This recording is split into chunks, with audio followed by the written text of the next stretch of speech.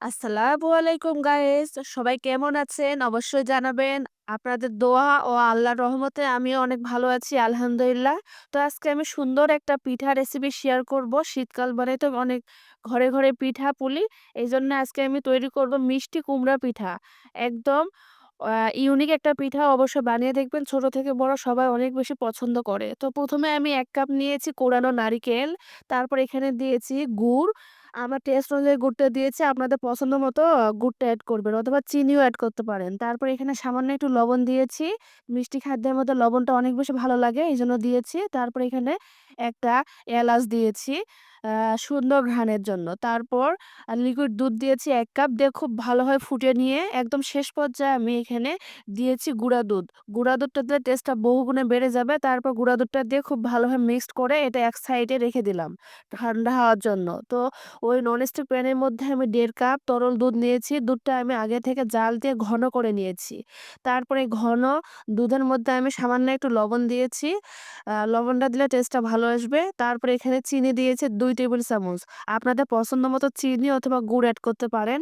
তারপর চিনি দেওয়ার পরে আমি দুধটা খুব ভালোভাবে ফুটিয়ে নিব। মোটামুটি ফুটিয়ে আসলে এখানে অরেঞ্জ ফুড কালার এড করেছি। আমি হালকা কালারের জন্য অরেঞ্জ ফুড কালারটা এড করেছি। আপনারা আরো বেশি ডার্ক কালার চাইলে আপনারা ইয়েলো ফুড কালারটা এড করতে পারেন। তো এই তো দুধটা ভালোভাবে ফুটিয়ে আসলে এখানে আমি ১ কাপ দিয়েছি শুকনো চালের গুঁড়া, তারপর 1/2 কাপ দিয়েছি ময়দা। দিয়ে খুব ভালোভাবে মিক্সড করে একটা ডো বানিয়ে নিব। তো ডোটা একদম নরমও হবে না, শক্তও হবে না, মিডিয়াম সাইজের একটা সফট ডো বানিয়ে নিয়েছি। তারপর এটা ১০ মিনিটের জন্য রেস্টে রেখে দিয়েছিলাম। তারপর একটা বোর্ডের মধ্যে নিয়ে খুব ভালোভাবে মুথে নিয়েছি। এই তো ছোট, ছোট বল বানিয়ে নিয়েছি। ২ তালুর সাহায্যে আমি চাপ দিয়ে গোল করে একটা ছোট্ট বাটি বানিয়ে নিব। এই ছোট বাটির মধ্যে আগে থেকে যে পুরটা তৈরি করে রেখেছিলাম সেই পুরটা দিলাম। দিয়ে ২ আঙ্গুলের সাহায্যে এভাবে চাপ দিয়ে গোল করে নিব। একদম ভালোভাবে মুড়ে দিব যাতে ভিতরে পুরটা বের হয়ে না আসে। এটা দেখে বুঝতে হবে ২ আঙ্গুলের সাহায্যে এটা করেছি। তারপরে আমি ডিজাইন দিব।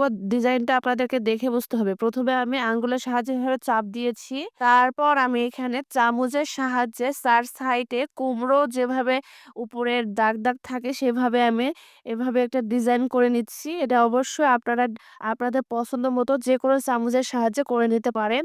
শুধুমাত্র দেখতে সুন্দর লাগবে এজন্য আমি করে নিয়েছি। এইভাবে সবগুলো পিঠা আমি বানিয়ে নিব।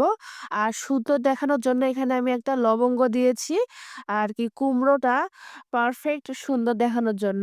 তো এভাবে সবগুলা বানিয়ে নিয়েছি। এটা আমি ভাপ দিয়ে নিব। এইজন্য একটা ননস্টিক প্যানে পর্যাপ্ত পরিমাণে পানি দিয়ে গরম করে নিয়েছি। তারপর এরকম আ ফুটা যেকোনো পাত্রের মধ্যে আপনারা তেল ব্রাশ করে কুমড়োগুলা দিয়ে ৫ মিনিট ভাপ দিয়ে নিলেই তৈরি হয়ে যাবে মিষ্টি কুমড়ার পিঠা। অবশ্যই বানিয়ে দেখবেন। ভালো লাগলে বেশি, বেশি শেয়ার করবেন। আজকের মতো আল্লাহ হাফেজ।